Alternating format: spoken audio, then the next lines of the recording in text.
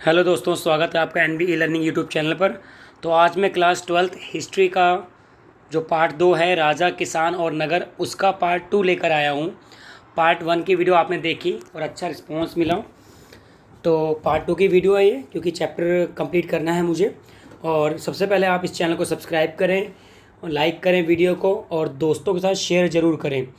जब chapter and हो जाएंगे तो उसके बाद मल्टीपल चॉइस क्वेश्चन लेकर आऊँगा आपके लिए मैं, ताकि इस बार जो फर्स्ट टर्म होगा आपका, यानी बोर्ड 2 बार होगा, फर्स्ट टर्म और फाइनल टर्म। तो नवंबर में एग्ज़ाम होंगे, मल्टीपल चॉइस क्वेश्चन आएंगे, तो उसके हिसाब से भी तैयारी करवाई जाएगी चैनल पर। तो स्टार्ट करते हैं राजा किसान नगर पार्ट 2। हमारा लास्ट टॉपिक था क्यों मौर्य साम्राज्य महत्वपूर्ण है। तो इसकी चर्चा की गई थी कि यहाँ बहुत महत्वपूर्ण है, क्योंकि मौर्य साम्राज्य केवल 150 साल तक ही चल पाए, लेकिन आज भी हमारे राजाओं और जितने भी चिन्ह हैं वो मौर्य साम्राज्य से जुड़े गए हैं। जैसे आप रुपये में देखते हैं 4 स्तंभ शेर वाला होता है, सारनाथ का स्तंभ। हमारे जितने भी गवर्नमेंट ऑफिशियली जितने भी मंत्री वगैरह होते हैं, उनके पैम्पलेट पे, उनके लेटर हेड पे ये चिन्ह बना होता है, और हमारा राष्ट्रीय चिन्ह भी है। अब हम आगे बढ़ते हैं, दक्षिण के राजा और सरदार। तो नॉर्थ इंडिया की बात हो गई, अब दक्षिण के राजा और सरदार की बात करेंगे बेटा। तो दक्षिण भारत यानी तमिलनाडु, आंध्र प्रदेश, केरल, इनको मिला के दक्षिण भारत बनता है।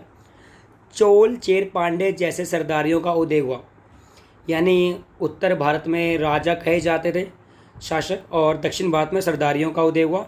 ये राज्य समृद्ध और स्थायी थे। देख, जैसे कि आपने पढ़ा कि इस चैप्टर में कि मौर्य साम्राज्य केवल 150 वर्ष ही टिक पाया, उसके बाद अन्य साम्राज्य आए, उसके बाद फिर साम्राज्य आए। लेकिन ये जो चोल, चेर, पांड्या थे बच्चों, ये स्थायी थे मोस्टली, यानी कि काफ़ी समय तक रहे हैं। तो ये आपको लर्न करना है। प्राचीन तमिल ग्रंथों में, प्राचीन तमिल संगम ग्रंथों में इसका उल्लेख मिलता है। सरदार राजा लंबी दूरी के व्यापार से, सरदार कहो या राजा कहो, लंबी दूरी के व्यापार से राजस्व यानी रिवेन्यू, जो पैसा होता है, जुटाते थे। इनमें 7 वाहन राजा भी थे, 7 वाहन राजाओं के नाम भी है। तो ये तो पॉइंट हो गया कि दक्षिण के राजा क्या करते थे। 3 तरह के साम्राज्य थे, चोल, चेर, पांडे, और तमिलनाडु, आंध्र प्रदेश, केरला, ये इन इलाकों में फैले हुए थे। सरदार और सरदारी, इनका मतलब क्या होता है सरदार और सरदारी का, तो वो आपको समझाऊंगा बेटा। सरदार एक ताकतवर व्यक्ति होता है। सरदार कौन होता है? एक ताकतवर व्यक्ति होता है जिसका पद वंशानुगत हो भी सकता है और नहीं भी, ठीक है। उसके समर्थक क्या कहलाते हैं बेटा? उसके खानदान के लोग होते हैं। सरदार के कार्यों में विशेष अनुष्ठान का संचालन, यानी कोई फंक्शन वगैरह हो गया। युद्ध के समय नेतृत्व करना, यानी कि जब युद्ध हो जाए किसी राज्य से तो ये नेतृत्व करते थे। एवं विवादों को सुलझाने में मध्यस्थता की भूमिका निभाना। वे अपने अधीन लोगों से भेंट लेता था, यानी ये जो रिवेन्यू इकट्ठा करते थे भेंट से। तो याद करो बेटा, ये प्रश्न परीक्षा में आ सकते हैं 1 मार्क्स में, कि उत्तर के राजा लगान वसूलते थे, तो दक्षिण के राजा क्या करते थे? भेंट लिया करते थे, गिफ्ट, एवं अपने समर्थकों में उस भेंट को बांट भी दिया करते थे। ये सरदारी में प्राय कोई स्थायी सेना अधिकारी नहीं। तो सरदार, जैसे क्या होता है ना कि फिल्मों में देखा होगा आपने, शोले में गब्बर, गब्बर को सरदार कहते हैं। वो सरदार एक ताकतवर व्यक्ति होता है। ये वंशानुगत पद हो सकता है और नहीं भी हो सकता। उसके समर्थन उसके खानदान के लोग होते हैं। और सरदार के कार्यों में विशेष अनुष्ठान का संचालन, युद्ध के समय नेतृत्व करना, ये सब, ठीक है। तो इनके जो रिवेन्यू का जरिया था वो था भेंट बेटा, भेंट। दैविक राजा, कुछ राजा अपने आप को देवताओं का अंश बताते थे ताकि उनकी प्रसिद्धि रहे। देवी देवताओं की पूजा से राजा को उच्च स्थिति हासिल करते थे, यानी राजा उच्च स्थिति हासिल करने के लिए क्या करते थे? देवी देवता की पूजा करते थे और खुद को देवी देवता से जोड़ते थे। तो कुषाण शासकों ने ऐसा ही किया था। कुषाण शासकों ने देविक राजा सिद्धांत का प्रतिपादन किया। यूपी में मथुरा के पास माट के एक देव स्थान पर कुषाण शासकों ने विशालकाय मूर्तियाँ, तो मथुरा के पास देव कुषाण शासकों की बड़ी बड़ी मूर्तियाँ हैं, चित्र भी आपको बुक में मिल जाएगा इसका। अफगानिस्तान में भी ऐसा ही था कि मूर्तियों के माध्यम से राजा खुद को देवतुल्य, पहले भगवान की मूर्तियाँ स्थापित की गई, अब राजा अपनी मूर्तियाँ बनाने लगे। तो अपनी मूर्तियाँ का मतलब कि हम देवता के अंश हैं। और कई जगह तो जिस मंदिर में जिस राजा ने बनवाया होता था, वहाँ पे राजा की भी पूजा की जाती है। अब अगला जो महत्वपूर्ण पॉइंट है कि जनता के बीच राजा की छवि कैसी थी। आपने अध्याय पढ़ा होगा। तो जनता में राजा की छवि का पता लगाने के लिए राजा भेष बदल कर जाते थे। जैसे रामायण में सीता मैया के खिलाफ जब धोबी ने कहा तो राम जी वेश बदल कर गए, उसी प्रकार इसमें भी जनता के बीच राजा की छवि कैसी थी तो इसके साक्ष्य प्राप्त नहीं होते। लेकिन जातक कथाएं में बहुत सारी कथाएं, एक कथा दे रखी है कि एक बार एक राजा जाता है प्रजा में, तो प्रजा उसकी बहुत बुराई करती है कि हमारा राजा ऐसा है, राजा हमें लूट रहा है, लगान लगाकर, वैसे ही यहाँ के चोर उचक्के हमें लूट जाते हैं। और उस राज्य में पशु पक्षी तक दुखी थे। तो जातक कथाओं से इतिहासकारों ने पता लगाने का प्रयास किया। ये कहानी अब मौखिक थी बेटा, मौखिक मतलब ओरल, यहाँ लिखत नहीं थी। फिर बाद में इन्हें पाली भाषा में लिखा गया। गद जिंतु जातक कहानी, प्रजा के दुख के बारे में बताया गया। जो गद तिंतु जातक कहानी है उसमें यही जो मैंने कहानी आपको सुनाई कि एक राजा अपना भेष बदल कर जाता है तो उसे पता लगता है कि उसकी प्रजा उससे कितनी दुखी है। तो जनता के बीच राजा की छवि कैसी थी इसका पता लगाने के लिए राजा भेष बदल कर जाते थे। अगर ऑप्शन में आता है कि राजा अपनी छवि कैसे पता लगाते थे तो भेष बदल कर। और किस जातक कथा से कहानी पर चलते हैं, गद तिंदु से। 6वीं शताब्दी ईसा पूर्व में उपज बढ़ाने के तरीके। आपको पता है इस जो चैप्टर है 600 ईसा पूर्व से 600 ईस्वी तक का, यानी 1200 साल तक का टाइम पीरियड है ये।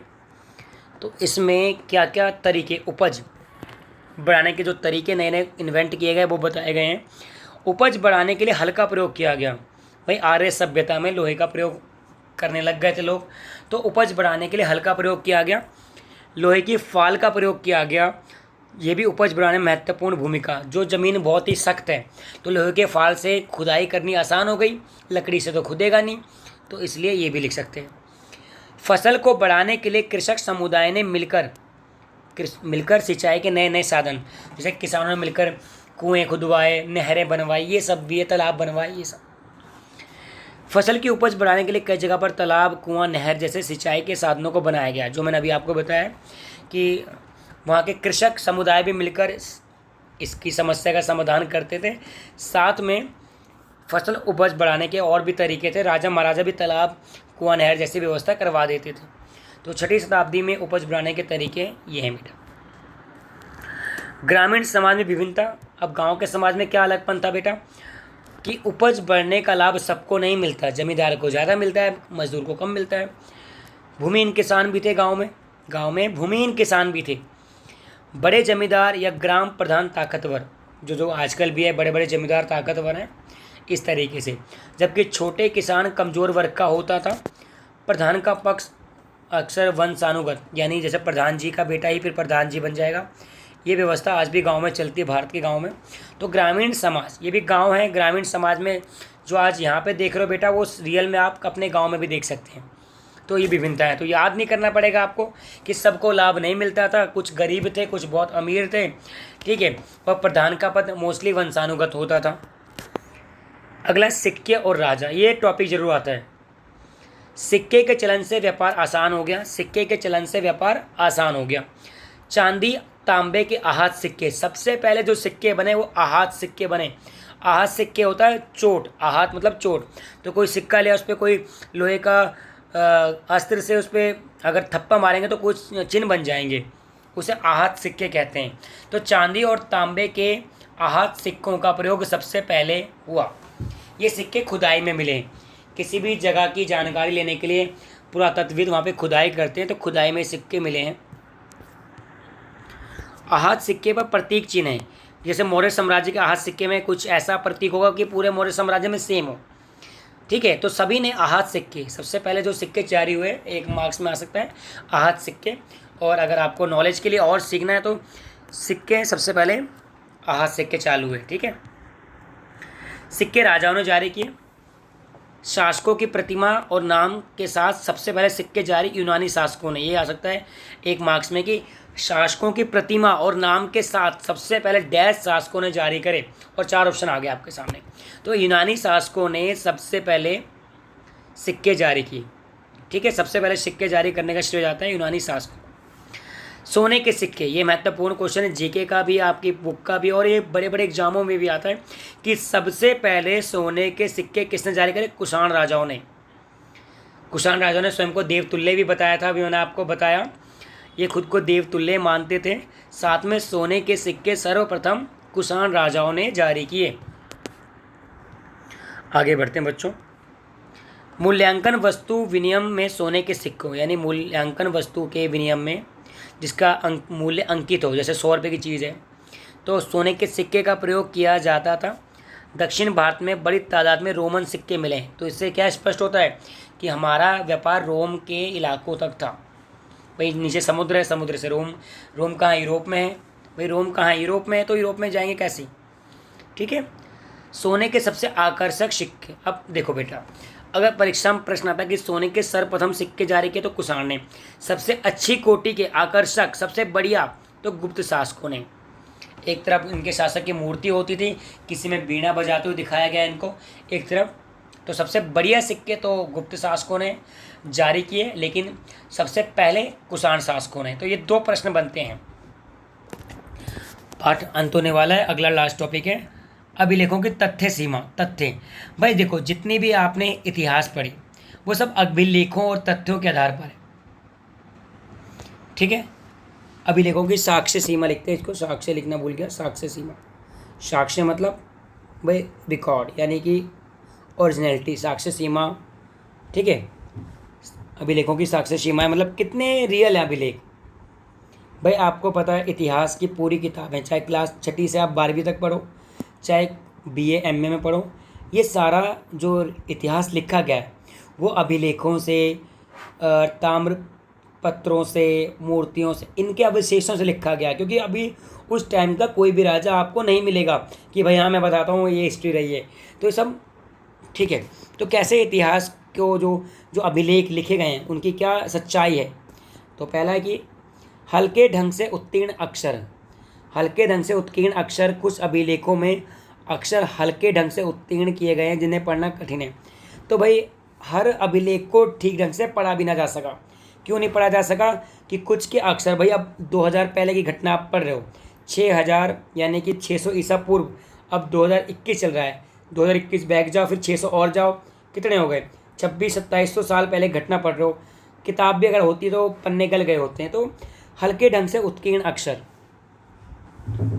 कुछ अभिलेखों के अक्षर लुप्त हो गए, यानी कि कुछ लिखा था, कुछ तो डाल के तो वो हैं, लेकिन कुछ हल्के, कुछ अभिलेख नष्ट हो गए हैं, कुछ अभिलेखों के अक्षर लुप्त हो चुके हैं जिनकी वजह से उन्हें पढ़ पाना बहुत मुश्किल है।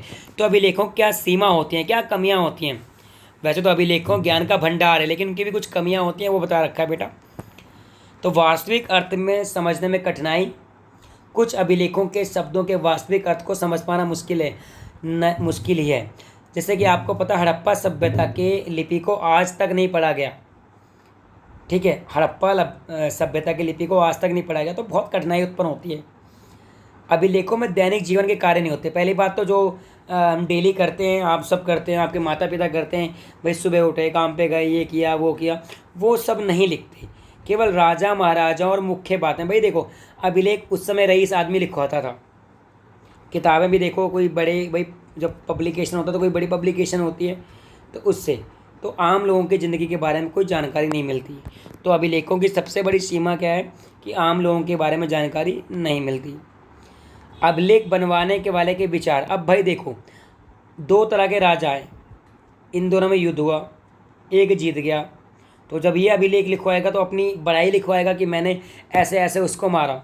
जब ये अभिलेख लिखवाएगा तो लिखेगा मैं हार भले गया लेकिन उसने मुझे धोखे से हराया। ठीक है भाई, ये सब तो अभिलेख बनवाने वाले के विचार। ठीक है, ये पूरा चैप्टर आज एंड होता है। अभिलेखों की साक्ष्य सीमा लास्ट टॉपिक था हमारा। सिक्के और राजा के संबंध की। सिक्के राजा ही जारी करते थे। सबसे पहले आहत सिक्के जारी किए गए, फिर सोने के कुषाण ने, फिर अच्छे वाले गुप्त शासकों ने। उसके बाद गांव में हमने पढ़ा कि गांव में किस प्रकार की समाज में विभिन्नता थी। भाई कुछ बहुत गरीब किसान थे, कुछ बड़े जमींदार थे। ठीक है, ये भी हमने पढ़ा कि उपज के लिए लोहे का आविष्कार, सबसे बड़ा मेन कारण लोहे का आविष्कार। हमने पढ़ा इस चैप्टर में पहले वीडियो में कि मगध का उत्कर्ष लोहे के आविष्कार से हुआ है। तो भाई लोहे के फाल हो गए हैं, सब लोगों ने मिलकर भाई सिंचाई के लिए नए नए तकनीकें बना ली हैं। तो ये सब चीज़ें हैं। जनता के बीच तो आपको बता दिया कि जनता के बीच राजा की छवि का पता, जनता गुप्त वेश बदल कर जाता था और पता लगवाता था, खुद ही पता लगाता था। ठीक है, तो सभी बच्चे NB लर्निंग चैनल को सब्सक्राइब करें, शेयर करें और जितना अधिक से अधिक हो हमारे ज्ञान का अनुभव आप खुद लें और इस लॉकडाउन में ऑनलाइन पढ़ाई के ज़रिए आप अच्छे अंक लाने का प्रयास करें। 90 से 100% अंक लाएं ताकि आपके माता पिता, गुरुजनों सबको खुशी हो। ऑल द बेस्ट और चैनल को सब्सक्राइब करें।